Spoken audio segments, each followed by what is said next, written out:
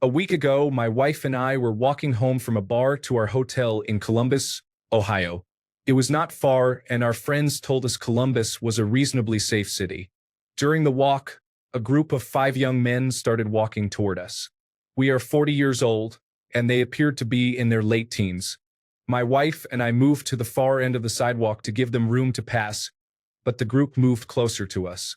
As I walked past the last one, he shouted, "Shut up!" and shoulder-checked me. He hit me hard and deliberately with no provocation. I lowered my shoulder and checked him back, but he just kept walking. He was trying to start a fight, but I felt it was better to let it go instead of confronting him and his 4 friends. It was incredibly frustrating. What is the right move in this situation? Story 1. To avoid getting hurt by 5 aggressive individuals, you did the right thing by moving on, mate. Cowards move in groups and deliberately try to outnumber others. Story 2. In almost every case of a street fight, the right move is to walk away, especially if they are teenagers. Story 3. Here is the context.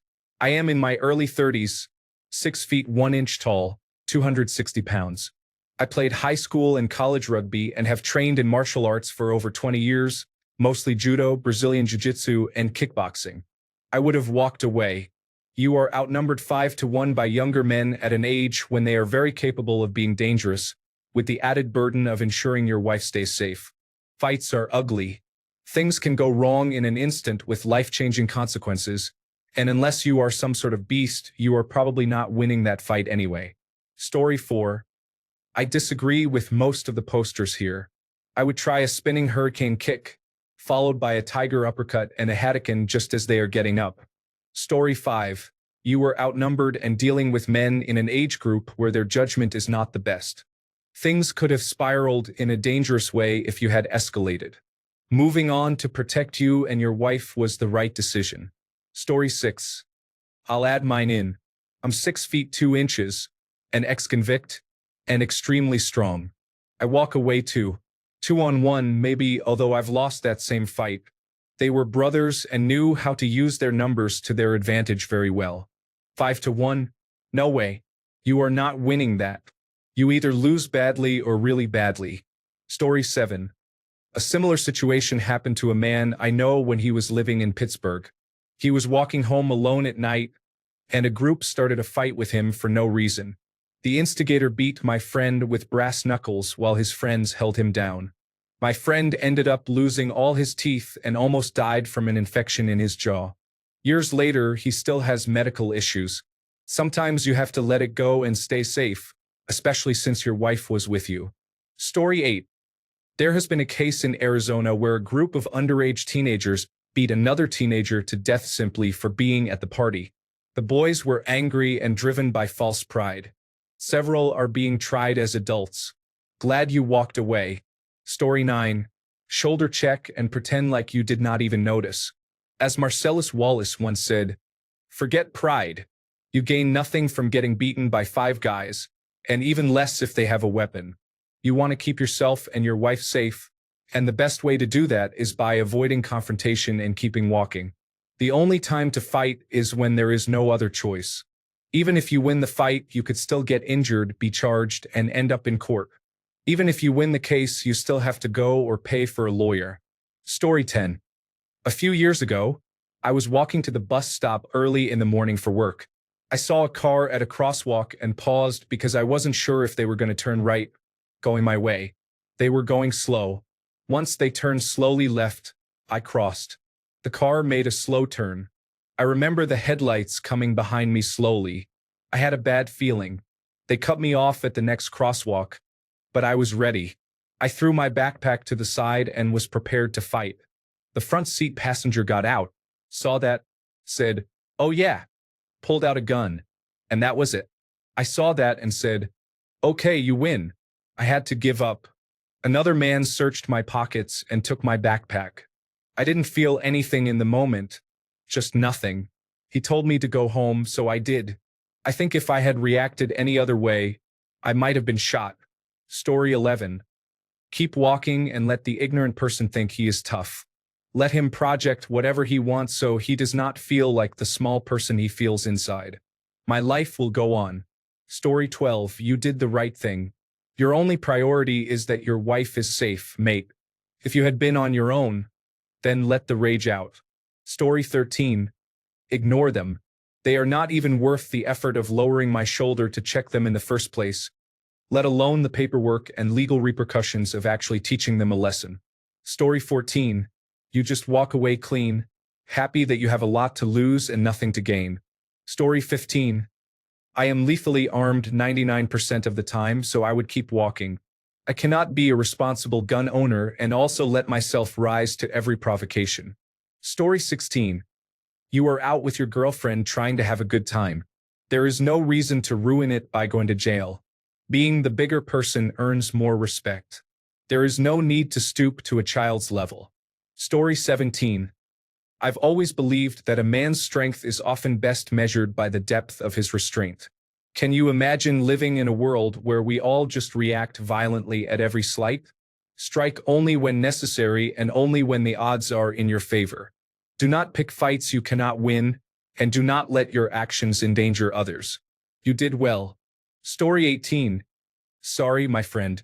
My bad, and keep on walking. That's here in Atlanta. But that's the states where you say please, thank you, and I am sorry. So this doesn't apply to New York City, New Jersey, Boston, and the other go-away states. Story 19. In the words of Yassine Bey, also known as Mos Def, 5 of them and 1 of you, that equals got to me. Just keep moving forward. There is no sense in putting yourself and your wife in danger. Story 20. I just think about the random white man in the boondocks when he is about to start a fight on the street. Before fighting, he says, "Wait a minute, I am white." Then he walks away laughing instead of risking his life for a meaningless fight. Story 21. Well, I am 6 feet 4 inches tall and weigh around 250 pounds. I have never had this happen. I assume it is because people do not want to risk me being someone who could harm them. But I would just continue on my way. It is just not worth it. Story 22. Should I have challenged this group of 5 angry teenagers and put my wife and me at risk for my ego? Story 23. They only do that with their friends. If caught alone, they do nothing because they are worthless. Story 24. I worked in New York City as a field technician. I carried my parts and tools with me on an aluminum hand truck. When I saw situations like this about to happen, I would cross the street. It worked every time except once. Avoid the interaction and you will get to go home at night, or you can go to Bellevue. The choice is yours. Story 25. Something similar happened to me when I lived in Brooklyn.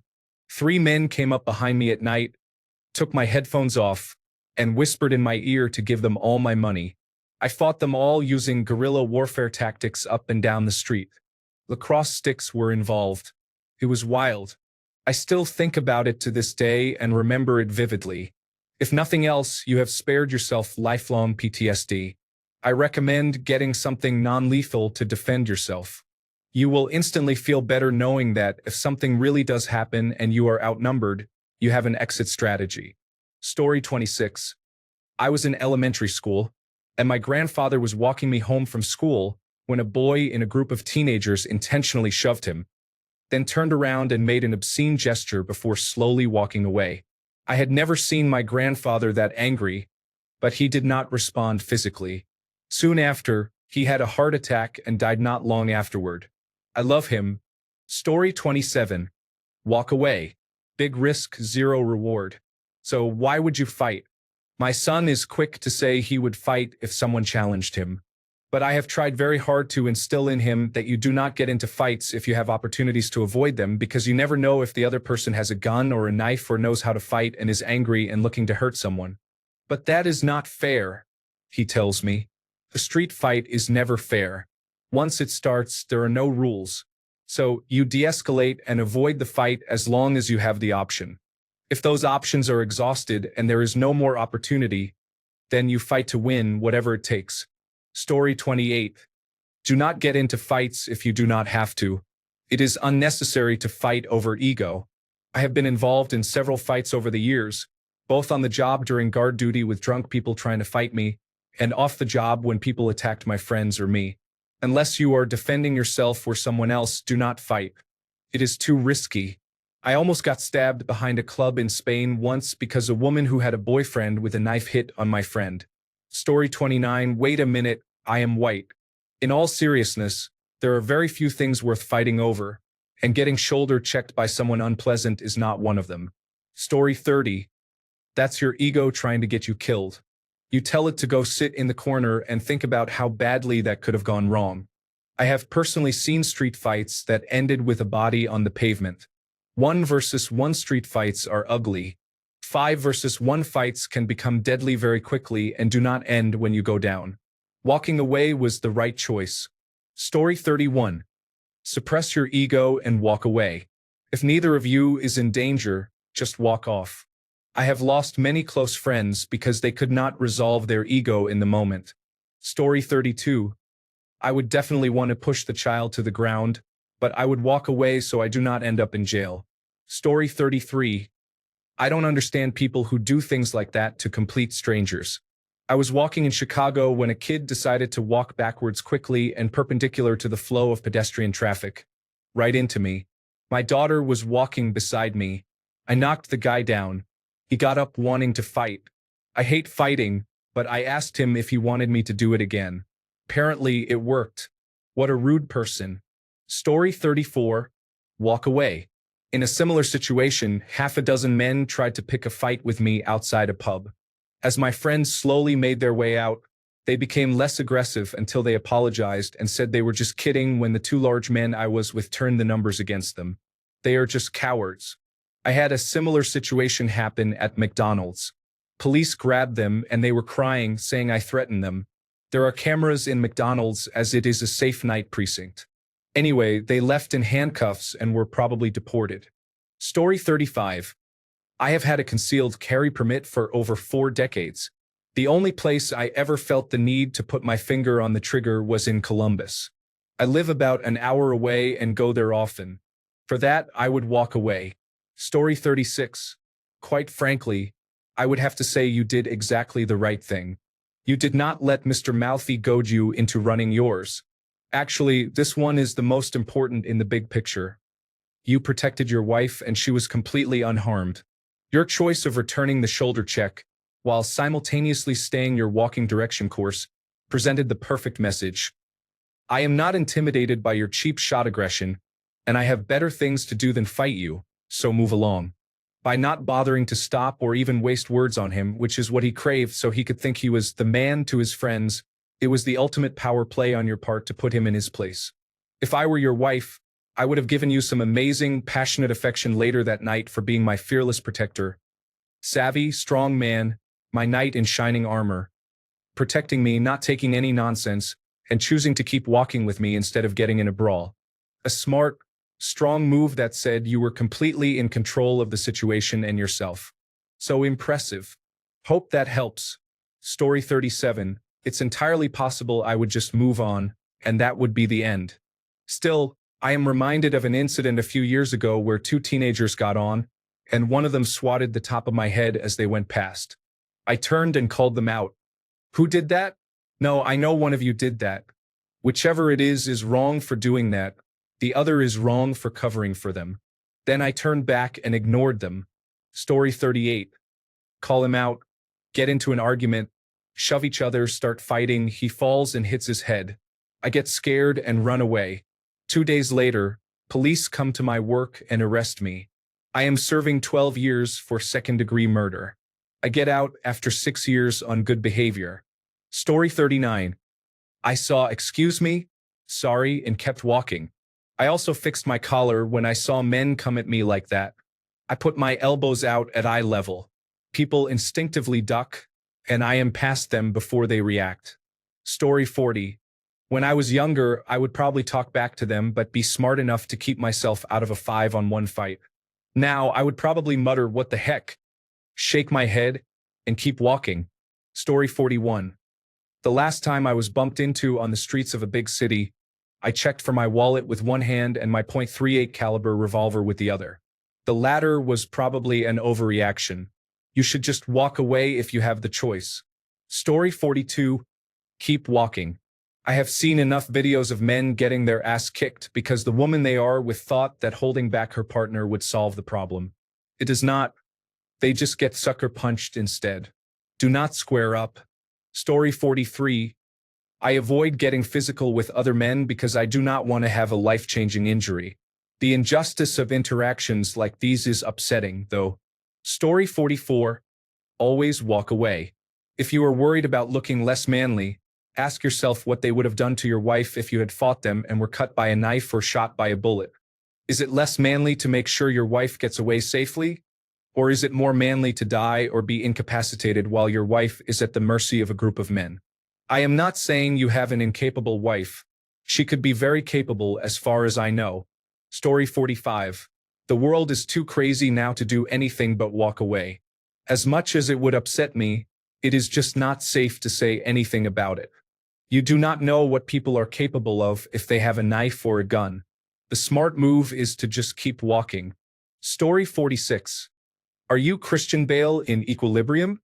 Because if not, 5-on-1 is not the time to fight for pride. That is absolute desperation and survival mode only. Whatever shame some men might feel in walking away from a fair fight is definitely irrelevant here. Story 47. Start carrying pepper spray to incapacitate attackers. The whole group would have been crying if they got sprayed. You did the right thing by not escalating. Story 48. You did the right thing, man. Violence is not the answer and street fights are ugly. Plus, you were outnumbered 5-1. Unless you are the reincarnation of Bruce Lee, you were on the wrong side of that equation. Wise choice, friend. Let them be unpleasant people. Hold your head high for being smart. Story 49. I'm ashamed to say it, but I have been someone who wanted an excuse to fight. This is why the smarter person walks away. You don't know what is going on in the other person's head, and there are people who are as unstable as I have been, looking for violence. All it takes is one bad fall to ruin your life. Story 50. Honestly, only people with short man syndrome mouth off to me. I am a really big guy. People usually try to move away from me. I have walked in the evening and watched a group of people cross the street because of me. I have been in many fights in my life. They are always risky. It does not matter if you can overpower 5 people. One knife or one gun can make things extremely difficult and dangerous. Story 51. You did the right thing by walking away. But if such individuals walk around in your neighborhood, you should consider carrying a switchblade or pepper spray. Be sure to check your local laws to see what is allowed. Story 52. I would walk away not because there is no benefit in engaging with that kind of behavior.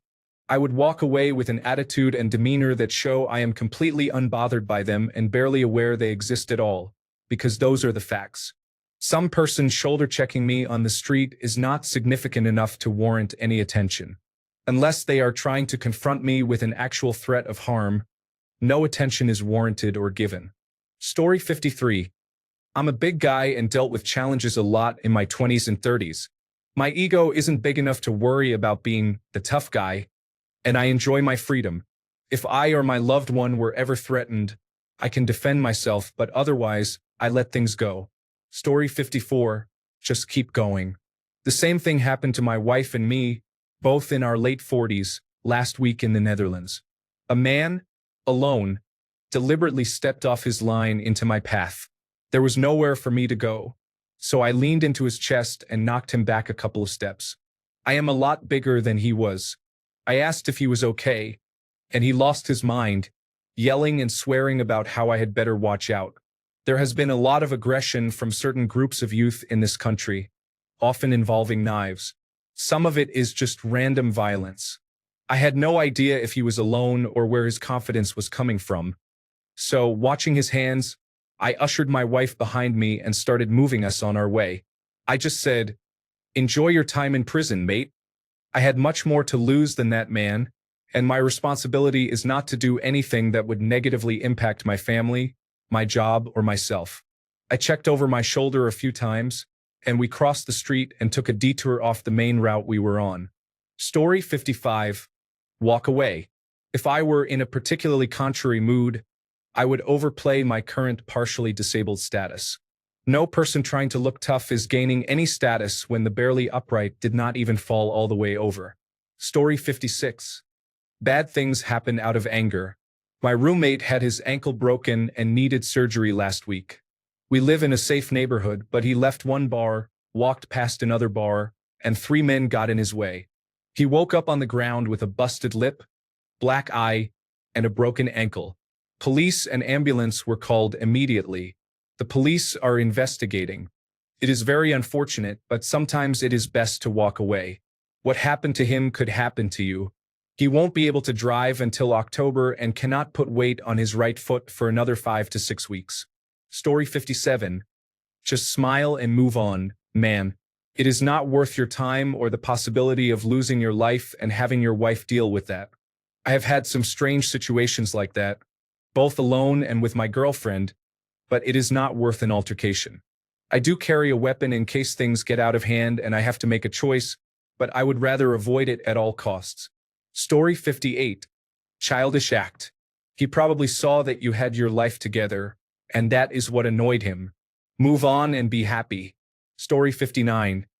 Am I the only one who thinks he is an idiot for shoulder checking back? I don't want to be weak, but I'm just trying to minimize the shoulder check contact by getting out of the way if possible. I feel there is a very high chance that if I shoulder check back, that is enough of a reason for them to think it's time to fight. In that case, you should assume he is turning around to come at your back. I don't know why this has to be said, but 6 feet 3 inches, 215 pounds, and 0 martial arts training. Story 60. Should not have reciprocated. Should have taken a picture and filed a police report for assault and battery. You have a witness, your wife, and this person probably already has a lengthy criminal record. Story 61. What should you do? Do nothing. Are you crazy? Why are you even entertaining this? If a group of people are out looking to harm someone, why would you want to be involved? What happens? You get hurt and your spouse may get injured trying to defend you. If you are lucky, you may even live to go home with them. This is not television. It is real life, and you are not defending yourself from being overwhelmed. You do exactly what you did. Think what a group of aggressive people, they must live miserable lives. Then go home and focus on your personal life, forgetting the whole thing ever happened. Story 62. Just a group of insecure young men trying to figure out their masculinity and attempting to outdo each other. There is nothing to prove or gain unless your spouse is in danger. Story 63. Shut up? Without provocation. If this is true, there are some mental health issues. Walk on. Or you are omitting something. In that case, avoid conflict. Try to de-escalate or mitigate before anything happens. Usually that involves verbal judo. Story 64. Absolutely nothing. There is no point in getting into a fight with someone who is clearly fragile enough to shoulder check another person. Story 65. Most infuriating situation ever when something like that happens. No justification at all for that behavior, and it makes the world a worse place. I have no advice for you except to take comfort in knowing your life is probably twice as good as that person's will ever be. Story 66. You were outnumbered. Unless they actually tried to jump on you and hurt you, I would have let it go. Story 67. This person was trying to be the leader in front of his group. As much as it is upsetting, you did the right thing, especially since you were with your wife. They would seriously harm you and leave you on life support without a second thought. Story 68. Simple. I would turn around, drop my pants, bend over, and contract my abdominal muscles hard enough to eject my small and large intestines onto the assailant. Story 69. Columbus is a difficult city, similar to many other large cities. It was probably some sort of gang initiation, and you did right not to engage. Personally, I would stay armed when going anywhere outside your house. The world is too chaotic nowadays. Story 70. If you want to be manipulative, use social media narrowed to your local area and make false posts about their description, time, and place. Then claim they were victims of an attack and add a comment like, I hope they are okay. If anyone knows who they are, please check on them. Do not use a main account. Often someone takes the bait and you obtain details. After some engagement via direct messages with that person, you can learn where they work or live, and possibly information about relatives and friends because they fail to adjust their privacy settings. Then begin planning your anonymous revenge. They will have forgotten you exist, allowing you to escalate without being noticed. Alternatively, you can choose to let it go. It will occupy space in your mind either way. Do not listen to those who tell you to just move on. They are not being honest. Few people forget being targeted like that without wanting to respond. Whether it is worth the effort depends on how entertaining you find it. Story 71. You are seriously asking if a man in his 40s should get into a physical fight with a teenager and his 4 friends. Story 72. Keep walking, man. I am a fairly social person in public, and I have felt the need to not even look directly at people anymore. I live in the South, where you exchange a smirk and a nod with everyone you make eye contact with. I mind my own business and do not see anyone. It seems like too many people are looking for an excuse for violence these days. Story 73. Dude, I roll. You have to challenge yourself every day for encounters like his. I would have hit, stunned, and defeated this guy to pieces, right, bro? Just kidding. You walk down another street. Tao Te Ching. Story 74. I nearly launched a teenage cyclist and his bike into the bushes. 6 rode on one side, and this person thought they could push me off the path by riding 2 abreast. I was not stopping for this rude behavior. From about 10 meters away, I yelled very loudly, "Get off the footpath," and did not move out of line while on my run. If they had not moved, I would have launched them. Everyone became quiet, and the person got back in line. Sometimes you have to project an energy that others do not want to confront. It might help that I am 6 feet 3 or 6 feet 4 inches tall and weigh around 120 kilograms, but it is the same either way. Story 75. If it is 5 guys or 1, just keep on walking. Why risk your life for this? The other person is very likely mentally ill. A man once kept shoving me while I was taking my girlfriend home. I continued walking and calmly talked him down until a larger group came by and told him to go away. He later came back and apologized in tears. He said he was lonely, drunk, and upset. He wanted to fight to feel something. He was hugging me and crying on my shoulder. Story 76. Keep on walking. Not only were they looking for a fight, they outnumbered you significantly. I understand you are upset. Still, you did not get robbed, beaten, or killed. Story 77. Just laugh it off and be confident in the knowledge that you avoided a confrontation. You did well. Only a fool would start a fight with a group of drunk people. The next thing you would remember might be Christmas 2024, and you could talk with a lisp and need help wiping. Why risk a traumatic brain injury? Your life is going great. You don't have to prove anything to those people. Story 78. I'm answering as a woman. I've been shoulder checked by people too, usually supposedly by accident, but sometimes clearly by carelessness or on purpose. It's very frustrating. I might give a nasty look or an annoyed comment and then continue on. If this happened to my husband, even if it was obviously intentional, I would hope he would either do the same, showing displeasure with a look or comment and continue on, or call the police. I would be very upset if he kept escalating. It's pointless and dangerous. I really don't want him hurt, and I try hard to get him to look out for his safety. I'd be angry if he ignored everything I said about taking his safety seriously for some ego reason. I don't want to be hurt either, and I hope he would consider that. It's not less manly at all to avoid putting yourself in stupid, dangerous situations for no reason. A real man or woman knows what to fight for and what not to. There is nothing to gain from escalating things with some street youth. It's up to you if you want to calmly call the police afterward and have them pick up these kids so they don't hurt someone who feels insecure enough to posture or get hurt trying to look cool in front of their friends. Either way, there is no reason for anyone to get hurt, so it's the walker's discretion whether to call the police. Being a man, woman, or adult doesn't mean stepping up to every person who steps up to you. It means knowing the safest and best way to handle the situation for everyone involved and executing that. In this case, it means either ignoring it or similar, and probably alerting the police about some kids making decisions that could get themselves killed by someone dangerous without intervention. Story 79. You did the right thing to avoid conflict. I apologize if this comes off as a sexist statement, but as a man, I think your major responsibility was to protect your girlfriend from any bad experience that would scar her for life, and as a human, to protect yourself from any harm. You achieved both. A slightly hurt ego is a very small price to pay for that, which will go away with time. I'm sure all the comments here will help with that. Don't pick a fight with the pig. You get dirty, and the pig enjoys it. Story 80. At 40, you already know you have nothing left to prove, especially to a young person trying to start a fight because he has his friends to back him up. Little brother was probably mad and embarrassed about something earlier, while you went home and shared a bed with a real woman. Story 81. Feel bad for the person who is so insecure they need to shoulder check strangers to feel strong. I will continue living my awesome life that they will never have. Story 82. I mean, the kid has something to brag about while you shake your head and be glad you are not in your 20s anymore. Story 83.